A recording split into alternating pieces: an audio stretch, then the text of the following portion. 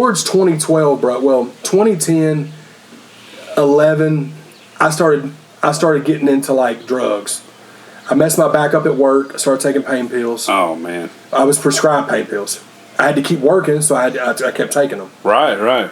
Then I found out what a Xanax was, not a bar. I wasn't that like hardcore with it. Yeah. But I got prescribed Xanax because I started having like anxiety issues, sure. And a lot of that was probably just because I was taking pain, whatever. Yeah, right. And I don't, as much as I hate saying this, 2011 and 12, there's not a lot about those 2 years that's not documented on video that I remember. Just because I was just always messed up in a zone, bro. Yeah. And I never got any kind of DUIs. I never wrecked. I never did anything crazy. Yeah. But I was because I was starting to feel like I was getting burnt out. Because at this point, we're like 10 years in with me doing the music. 2012 comes around, I'm like at a breaking point. And it's nothing anybody did to me. I was doing it to myself. Sure, I was on drugs. I was drinking.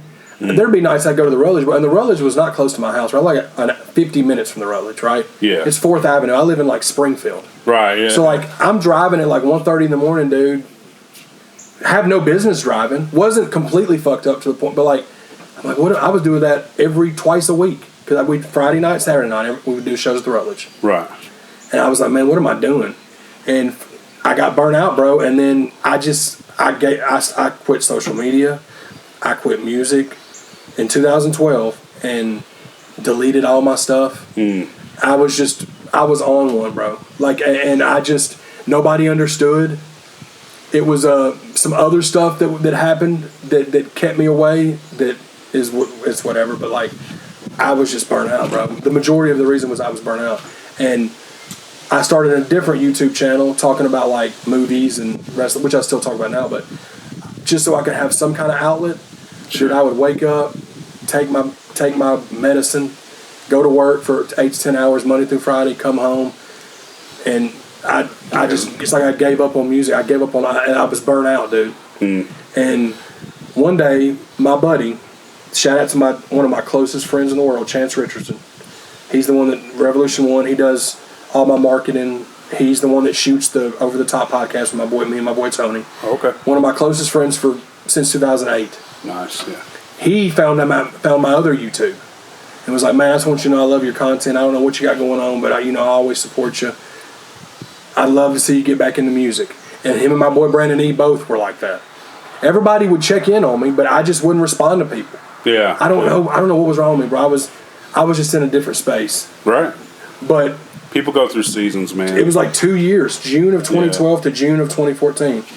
And then I came back in 2014 and I was like, what had happened is I was on the way home one night, had no business driving again, fell asleep, and almost ran off a road close to my house where there was a ravine that if I would have run off in that ravine, it was a wrap. Oh, no. Yeah. And I woke up enough to swerve over, and I just sat in my car, bro, and I just cried. When I got home, I was like, what am I doing, bro? What have I done for these last 2 years?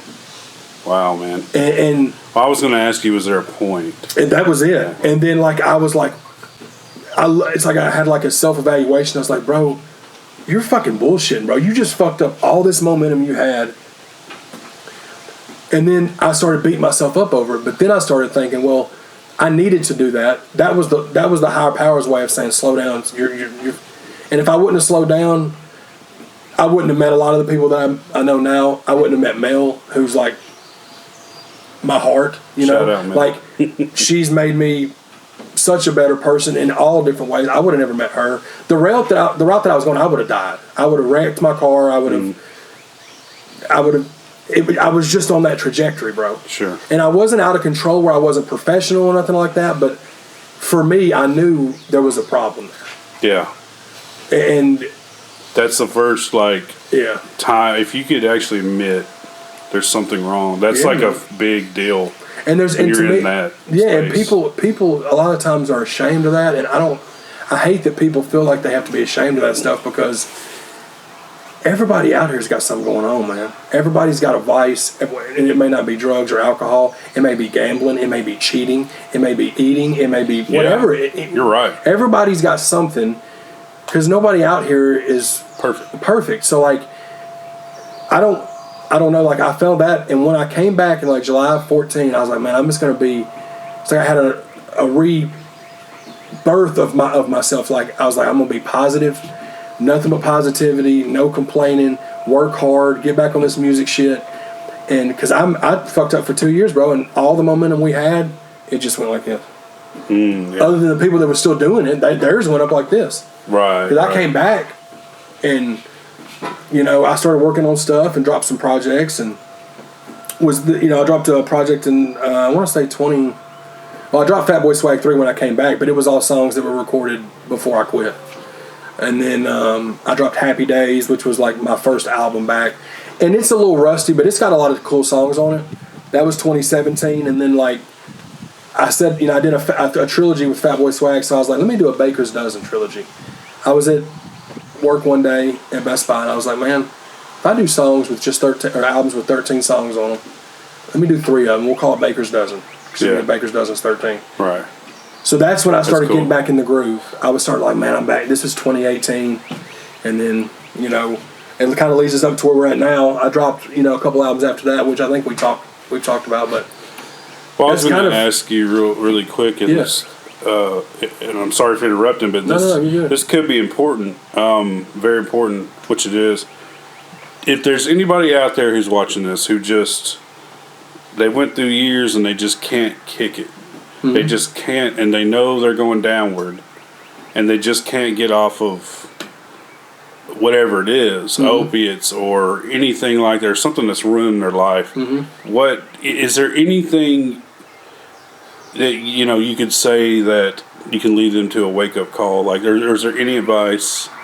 If you're blessed enough to have just one person in your life that cares enough about you, go to those people. Ask for help if you feel like you can't do it yourself. I don't mean financially. I mean, don't be afraid to talk to somebody. Right. Because a lot of times people are depressed and are self-medicating, and most of the time you don't even know it. Yeah. You don't even know that they're bad off. Because a lot of people didn't know I was like that. Right. Until I just spontaneously combusted emotionally and just fell off the face of the earth for 2 years. And everybody's like, where's Chad? He's been everywhere for 10 years and now he's nowhere. Yeah. But your closest friends, but they even tried to reach out, and a lot of them, I talk to every now and then, but like I even pushed them back because I was like, I don't know, I was just in a different headspace. But like, that's what I would say it's easy for somebody to tell you, just quit it. Just quit. You can quit. But unless it's ever happened to them, they don't understand. If it was that easy, people would do it more. Right. And obviously, some people don't want to quit because it feels good. Sure. Whether you're doing whatever it is you're doing, whether you're eating too much, or you're drinking too much, or you're taking pills, or doing drugs, or whatever it is you're doing, it's easy to say, well, just stop doing it. But if it's something that you are addicted to doing, it's not that easy to just say, okay, I don't want it. Right. I never thought of that. I never thought I could just stop. Right. But like, don't be afraid to let somebody know. Don't feel too ashamed. And try to find something to occupy the time. If you do get clean, from whatever it is, you have to find something to occupy that time. Because if you're used to taking pills, pain pills or whatever, and you finally wean yourself off of them, well, all that time that you spent getting high on pain pills, now you have to substitute that with something totally different. Right. Whether it's a hobby, another job, family, something.